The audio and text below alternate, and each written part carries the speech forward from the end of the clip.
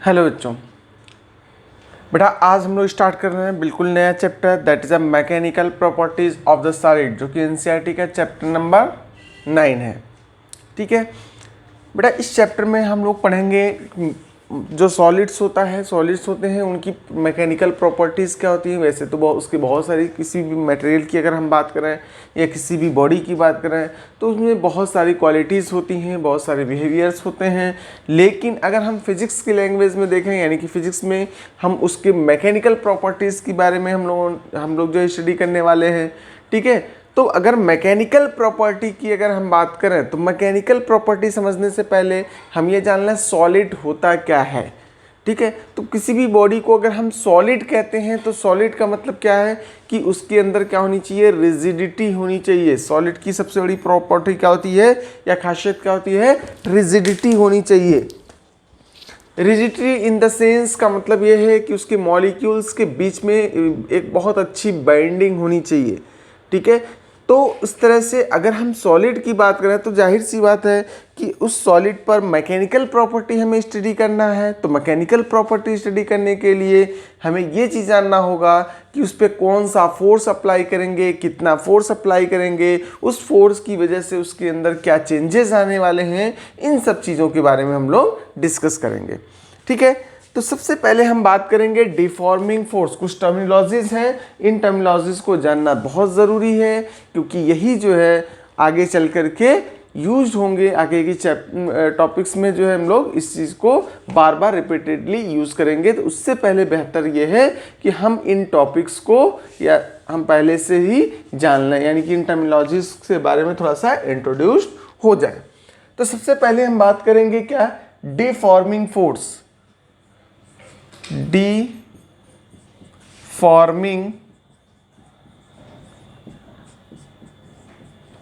Force. What is deforming force? Deforming force से आप क्या समझते हैं? डिफॉर्मिंग से मतलब है, डिफॉर्म का मतलब क्या होता है, कोई चीज बनी हो मतलब उसको फिर से वेस्ट कर देना। ठीक है, तो उसी तरह से डिफॉर्मिंग फोर्स मतलब किसी बॉडी को पर के जो शेप है, साइज है, उसको डिस्ट्रॉय करने की कोशिश करती है। ठीक है, तो डिफॉर्मिंग फोर्स बेसिकली होता क्या है, it is a applied force. It is applied force on a body which tries to deform its shape and size। किसी भी बॉडी के शेप और साइज को डिफॉर्म करने की कोशिश करता है। इसके बाद से नेक्स्ट टर्म आता है इलास्टिसिटी। ठीक है, या इलास्टिक प्रॉपर्टी ऑफ मैटर, यानी कि जो सबसे हम बेसिक बात करेंगे किसी भी मटेरियल की या किसी सॉलिड की, तो उसकी इलास्टिक प्रॉपर्टी क्या होती है। तो elastic property of matter, elastic property of matter. Elastic properties of matter में कौन कौन सी मेन प्रॉपर्टीज होती हैं? तो सबसे पहला जो प्रॉपर्टी होती है वो क्या है, elasticity. First one is a elasticity. अब इलास्टिसिटी की हम बात करें तो इलास्टिसिटी क्या होती है, बाई वर्च्यू ऑफ विच, यानी कि ये ऐसी प्रॉपर्टी होती है जिसकी वजह से कोई भी बॉडी अपने ओरिजिनल शेप को रीगेन करने की कोशिश करती है। ठीक है, या रीगेन कर लेती है।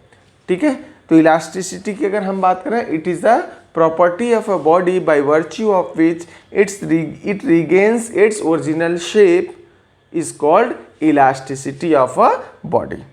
इसके बाद से दूसरा जो टर्मिनोलॉजी होती है वो क्या होती है, प्लास्टिसिटी।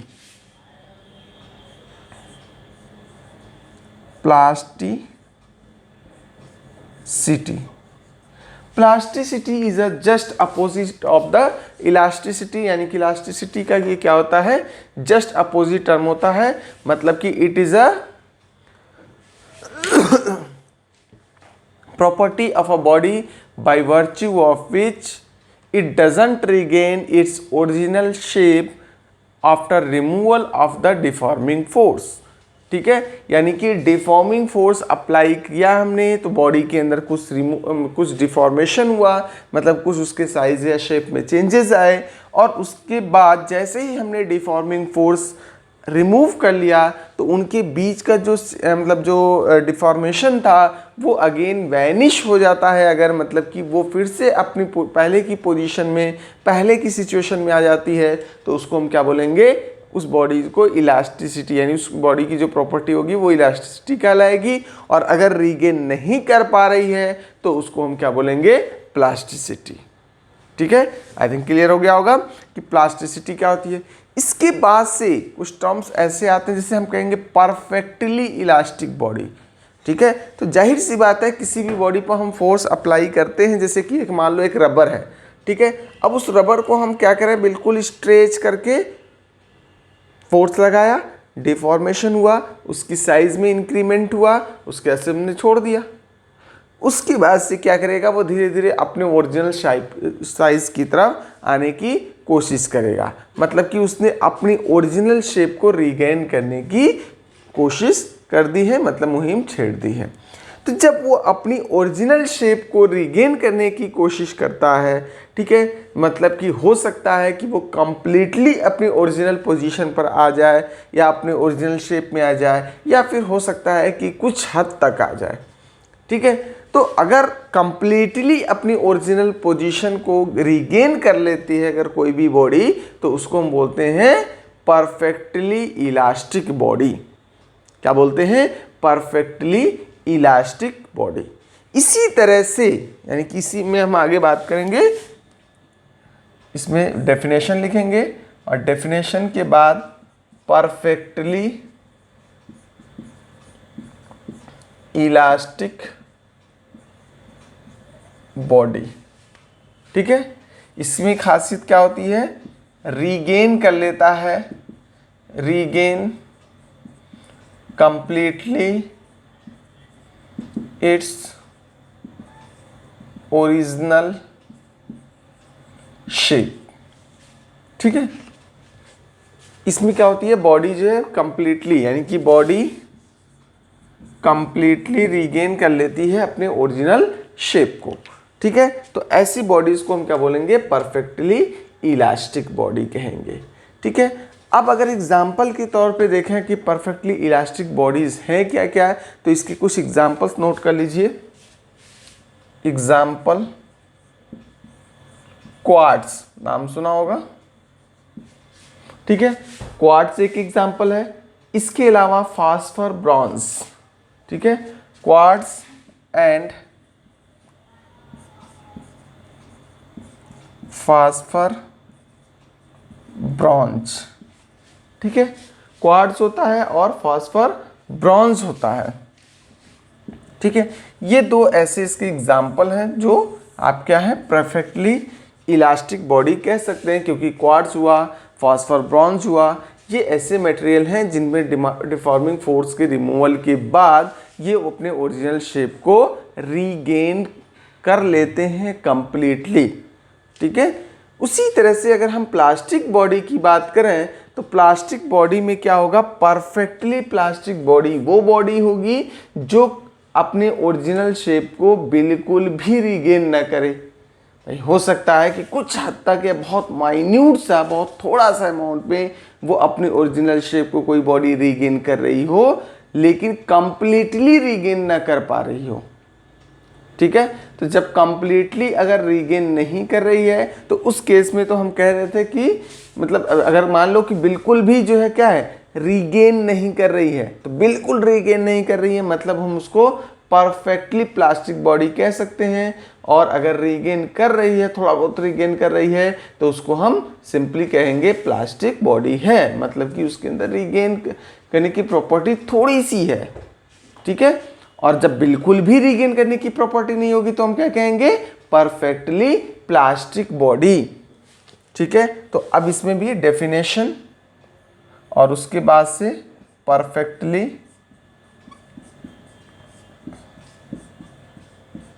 Plastic body. इसमें क्या होता है कि अगर बॉडी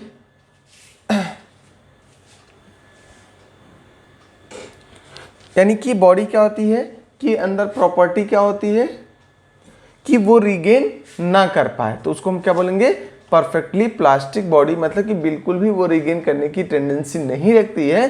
ठीक है, तो उसको हम परफेक्टली प्लास्टिक बॉडी कहेंगे। अब परफेक्टली प्लास्टिक बॉडी के एग्जाम्पल्स की अगर हम बात करें तो इसके जो एग्जाम्पल्स हैं वो क्या है, पैराफिन, वैक्स, ठीक है, और वेट क्ले। वेट क्ले,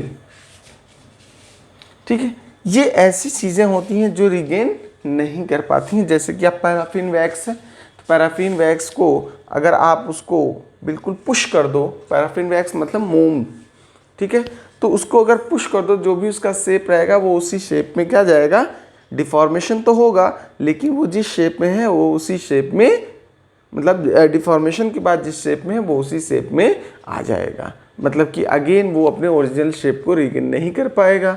उसी तरह से आपका जो है क्या है, वेट क्ले, क्ले ले लेते हो, ठीक है, जो शेप देना चाहोगे वही शेप दे देते हो, यानी कि वो उसी शेप में रहता है। बाद में ड्राई होने के बाद उसी शेप को परमानेंटली वो अचीव कर लेता है। तो ये ऐसी चीज़ें होती हैं, ऐसे मटेरियल होते हैं जिनके अंदर क्या है, अपने ओरिजिनल शेप को रिगेन करने की टेंडेंसी नहीं होती है। ठीक है, नेक्स्ट इसके बाद से जो टर्म्स आता है elastic limit.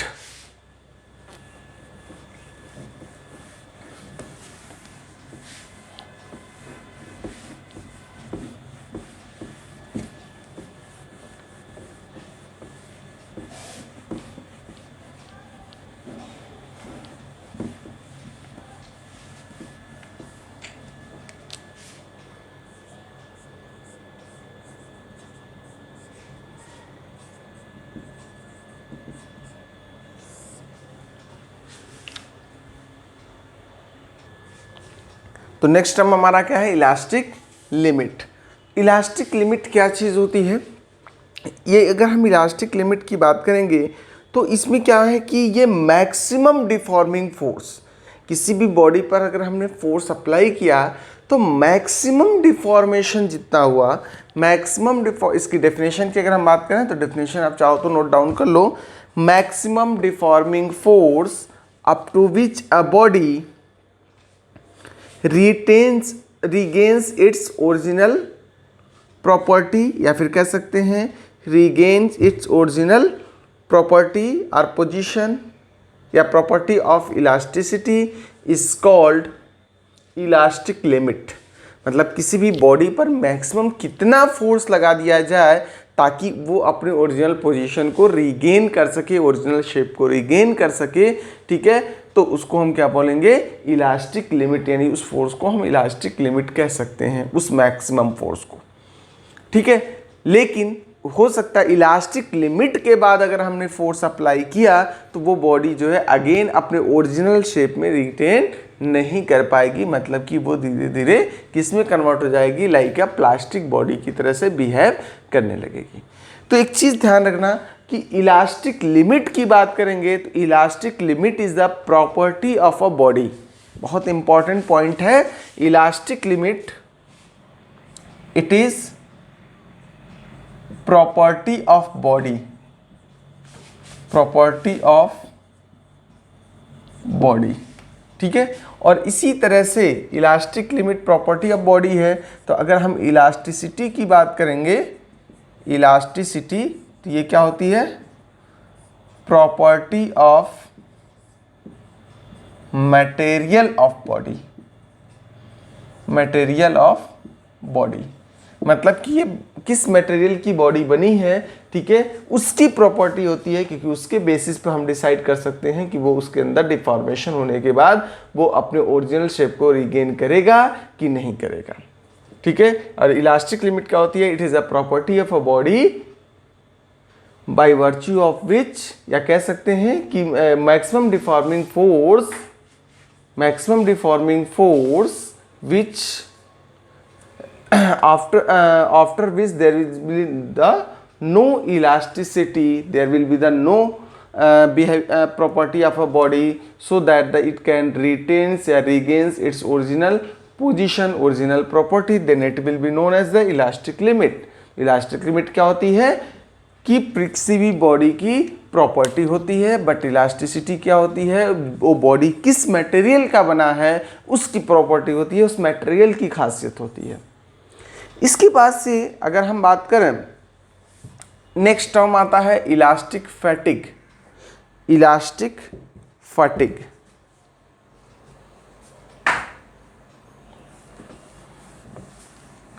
Elastic fatigue, fatigue का मतलब होता है क्या? इलास्टिक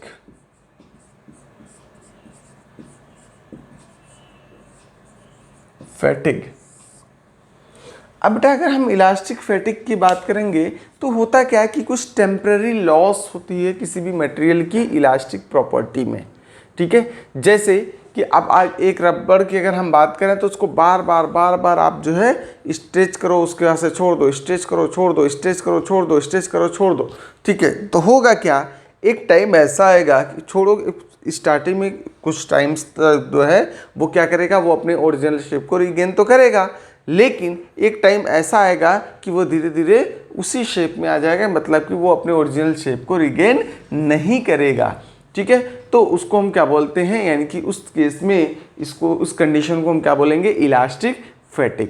मतलब इसको हम कह सकते हैं कि temporary loss in the regaining property of a body due to the repeated deforming force या रिपीटेड एक्शन रिएक्शन फोर्स कह सकते हो, ठीक है। किसी भी बॉडी पर अगर हम फोर्स अप्लाई करते हैं तो उसके अगेंस्ट में हमको रिएक्शन मिलता है, तो उसी तरह से अगर हमने किसी बॉडी पे फोर्स अप्लाई किया है तो उसके अगेंस्ट वो रिएक्शन देता है, ठीक है।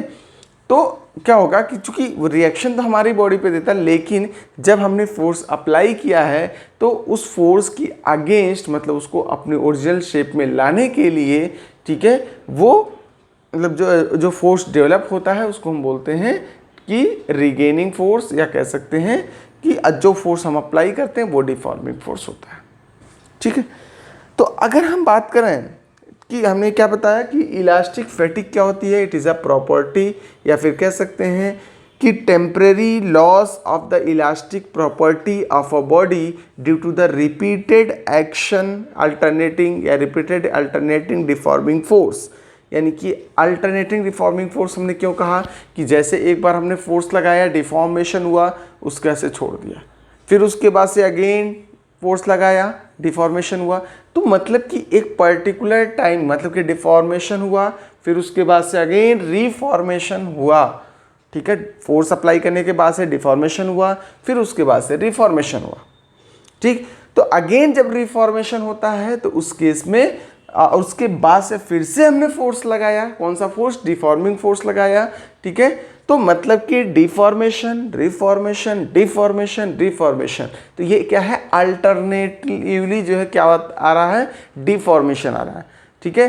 तो इसलिए हमने वर्ड यूज किया है क्या? Elastic fatigue is the temporary loss in the elastic property of a body due to the repeated deformation force या डिफॉर्मिंग फोर्स, ठीक है।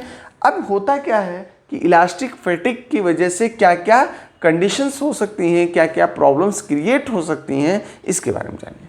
तो देखा होगा कि जो ब्रिजेज होते हैं, ठीक है, पुल जिस पे चलते हो, व्हीकल्स जिस पे चलती हैं, कि एक लॉन्ग टाइम के बाद से जो है उनको अनसेफ डिक्लेयर कर दिया जाता है, ठीक है, कि वो सेफ नहीं है। आपको देखने में तो लग रहा है कि नहीं भाई बिल्कुल पुल तो बिल्कुल अच्छी कंडीशन में, क्यों इसको ब्लॉक कर दिया गया, लेकिन होगा क्या कि एक लॉन्ग टाइम के बाद से उसको अनसेफ डिक्लेयर इसलिए किया जाता है क्योंकि उसके अंदर क्या पड़ा है? स्टील पड़ा हुआ है, ठीक है, स्टील रॉड्स पड़ी हुई हैं, और वो स्टील रॉड्स क्या है कि उसके अंदर कैसी प्रॉपर्टी है?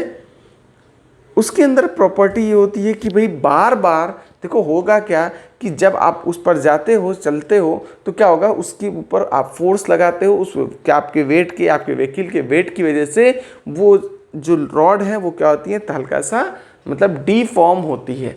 अब डीफॉर्म होने के बाद से जैसे आपके व्हीकल आगे चली जाती है वो अगेन रिफॉर्म हो जाती है। ठीक है, क्योंकि ये प्रोसेस बार बार होता है, बहुत लॉन्ग टाइम तक होता है, तो हर अल्टरनेट डिफॉर्मेशन के बाद उसकी धीरे धीरे धीरे धीरे इलास्टिसिटी की प्रॉपर्टी ख़त्म होने लगती है। तो होगा क्या कि अब जब धीरे धीरे धीरे धीरे जब चलोगे उस पर, बहुत ज़्यादा व्हीकल्स अभी भी चल रही होंगी, तो अब क्या होगा कि वो धीरे धीरे धीरे क्या होगा, डिफॉर्म होता चला जाएगा, मतलब कि वो अगेन रीगेन करने की प्रॉपर्टी उसके अंदर ख़त्म हो जाएगी।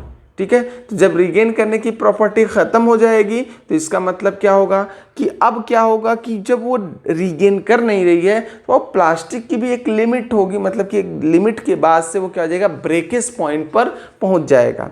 ठीक है, अगेन उस पर फोर्स लगा रहे हैं, मतलब वो रीगेन नहीं कर रहा है, लेकिन अगेन उस पर जब हम फोर्स लगाते हुए चले जा रहे हैं तो उस फोर्स की वजह से वो क्या होगा, धीरे धीरे धीरे धीरे बिल्कुल वीक पड़ जाएगी और उसके बाद से जो पुल है, ब्रिज है, वो टूट जाएगा, जिसकी वजह से एक्सीडेंट्स हो सकते हैं।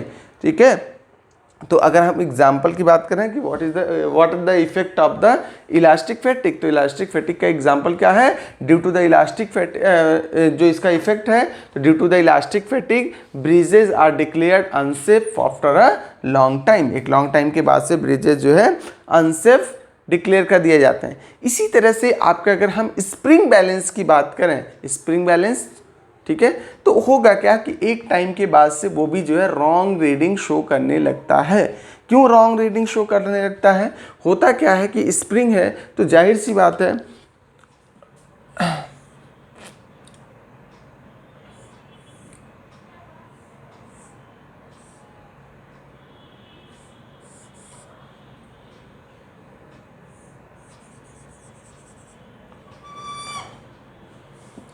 ये हुक है, यहाँ पर आप कोई भी वेट हैंग करते हो तो होता क्या है कि जैसे मान लो इसमें एक नीडल है, यहाँ पे 0 1 2 3,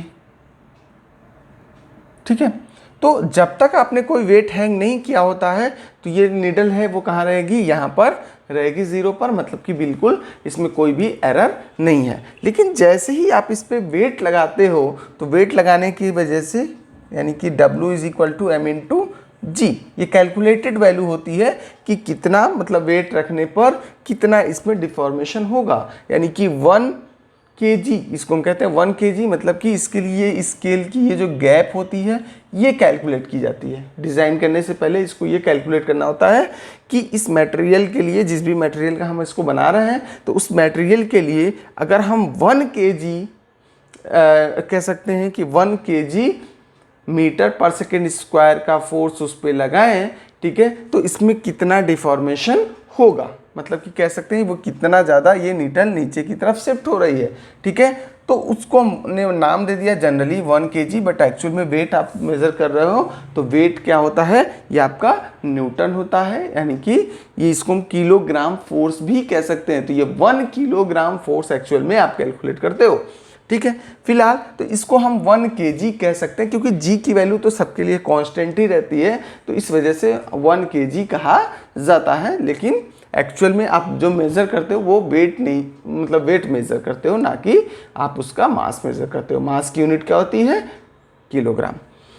तो अब ये होगा क्या कि बार बार जब इसका यूज़ करोगे तो यूज़ करने के बाद से एक टाइम में ऐसा आएगा कि ये जो स्प्रिंग है थोड़ी सी, इसके अंदर जो स्प्रिंग है वो क्या हो जाएगी, थोड़ी सी डिफॉर्म हो जाएगी, परमानेंटली डिफॉर्म हो जाएगी, जिसको हम कहेंगे कि आगे इलास्टिक फैटिग हो गई है। इस इलास्टिक फैटिग की वजह से अब हो सकता है कि आपने कोई भी वेट नहीं लगाया है, लेकिन फिर भी ये 1 kg पर नीडल अभी भी शो कर रहा है। तो इसका मतलब कि ये 1 kg का इसमें एरर आ गया है, मतलब अब हमें उस एरर को याद रखना होगा, यानी कि उसको जो है रिमूव करना पड़ेगा, यानी कि जो भी हम मेजरमेंट करेंगे, कहने का मतलब 1 kg ज़्यादा मेज़र करेंगे।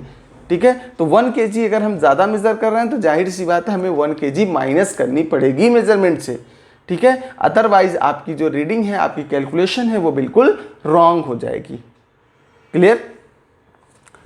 अब इसके बाद से weight is equal to M into G आपने किया, ठीक। तो अब होगा क्या, अब अगेन जब जैसे आपने वेट लगाया, हो सकता है इसके अंदर यहाँ पे नीडल यहाँ पहुँच गई, यानी कि इसके अंदर इतना डिफॉर्मेशन हुआ। तो अगर आपने एक्चुअल में मेज़र तो किया 2 kg, आपकी रीडिंग क्या बता रही है 2 kg, बट एक्चुअल उसका वेट क्या, क्योंकि 1 kg तो ऑलरेडी वो डिफॉर्म हो चुका है, मतलब कि 1 kg तो है, उसमें एरर है, तो 1 kg का एरर हमें रिमूव करना होगा, ठीक है। तो इसी वजह से अगर हम रिमूव नहीं करते हैं तो हमारी जो रीडिंग होती है वो बिल्कुल रॉन्ग हो जाती है, ठीक है। तो अब हमने बात की, यानी कि एक हमने इफेक्ट बताया इलास्टिक फैटिग की, कि फर्स्ट जो है ब्रिजेस जो है डिक्लेयर हो जाते हैं, अनसेफ डिक्लेयर कर दिए जाते हैं, और सेकेंड जो हमने बात की थी कि इसमें जो है क्या होता है, स्प्रिंग बैलेंस जो है एक लॉन्ग टाइम यूज़ होने के बाद बिल्कुल रॉन्ग रीडिंग शो करने लगता है, ठीक है। तो ये जो 2 इसके मेन इफेक्ट थे। इसके बाद से हम बात करेंगे इलास्टिक आफ्टर इफेक्ट, ठीक है। इलास्टिक आफ्टर इफेक्ट होता क्या चीज़ है, ठीक है बेटा। तो अगर हम इलास्टिक आफ्टर इफेक्ट की बात करेंगे तो इलास्टिक आफ्टर इफेक्ट का मतलब ये होता है कि जैसे ही आपने इफेक्टिव फोर्स उस पर अप्लाई किया, डिफॉर्मिंग फोर्स अप्लाई किया, तो डिफॉर्मिंग फोर्स रिमूव करने के बाद उसके अंदर क्या प्रॉपर्टी है, यानी कि बॉडी के अंदर रीगेन करने की जो प्रॉपर्टीज़ होती हैं, ठीक है, वो किस हद तक हैं या उसका इफेक्ट कितना है, तो उसको हम बोलते हैं इलास्टिक आफ्टर इफेक्ट, ठीक है। तो मतलब क्या है कि डिफॉर्मिंग फोर्स के रिमूवल के बाद किसी भी बॉडी को रीगेन करने की जो टेंडेंसी होती है, रीगेन करने की हम टेंडेंसी की अगर बात करें कि ओरिजिनल कंडीशन में आने की अगर हम बात करेंगे, तो यहाँ पे इलास्टिक आफ्टर इफेक्ट इससे क्या सेंस आ रहा है, टाइम का सेंस आ रहा है, कि मतलब कितना टाइम लग रहा है उसको डिफॉर्म होने के बाद जो है उसको रिफॉर्म होने में, ठीक है। तो इस टाइम डिले में जो भी टाइम डिले होता है इसको हम क्या बोलते हैं, इलास्टिक आफ्टर इफेक्ट। तो अगर हम इलास्टिक आफ्टर इफेक्ट की बात करेंगे तो इट इज़ अ टाइम, कि कितना टाइम जो है डिले हो रहा है, या time taken to reform of a body after removal of the deforming force. Deforming force remove करने के बाद से कितना ज़्यादा वो टाइम ले रहा है, ठीक है। अगर हम बात करें कि द इलास्टिक आफ्टर इफेक्ट की, तो परफेक्टली इलास्टिक बॉडीज जो होंगी, या कह सकते हैं सॉरी परफेक्टली प्लास्टिक सब्सटेंसेस होंगे, जैसे कि अगर हम बात करें कि पैराफिन वैक्स, ठीक है, पैराफिन वैक्स हो गया आपका, ठीक है।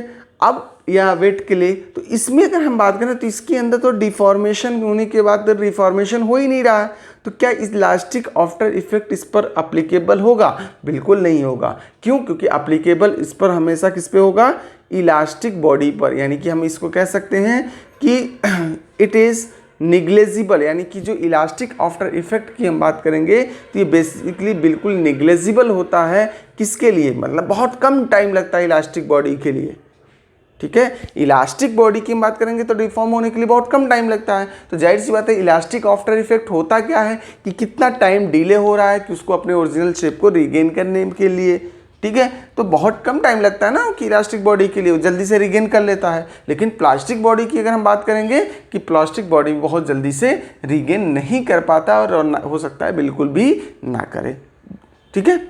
तो आई थिंक आज का कॉन्सेप्ट क्लियर हो गया होगा। ये इंट्रोडक्टरी पार्ट था हमारा, ठीक है, किसकी? इलास्टिसिटी की। अब इसके आगे जो है और कॉज ऑफ इलास्टिसिटी, इलास्टिसिटी क्यों आती है किसी भी बॉडी के अंदर, कैसे आती है, क्या रीजंस हैं, ये सारी चीज़ें हम लोग आगे की वीडियोज़ में देखेंगे। आज के लिए फ़िलहाल इतना ही। Thank you.